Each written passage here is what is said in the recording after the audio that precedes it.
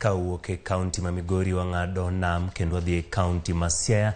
Jopiny e kaonti no ma Siaya onyiso paro mopogore opogore bang' gavana mar kaonti no James Orengo yango jotend migepe ma ogwelo e piny owacho mare. Jopiny go loso mana ndalo achiel kende bang' lendo makamano ne wuok ayanga. An gima nyalo wacho gima gavana oti oyiero to en gima rach.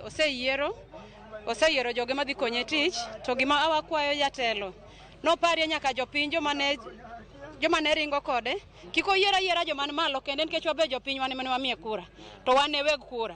Koro rangi nyaka jopiny manomiye kura mondo miyo ka odok 2027 to wang'e kamwa mako. Gibed appointed to kila ng'ato odhi tije momiye noti nikech japiny to dwaro mana service ma japiny. Koka koro yiere maber.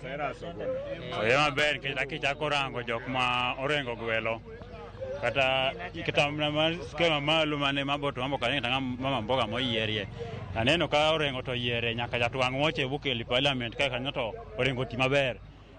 Kata mna miyo ke Cyrus Oguna be okane ka Orengo tiyo marach nikech secretary ma kaunti ka ona ngamo ng'e tich. Opogore kata ker marwa manowacho ni sirkal dhi bedo ma hustlers.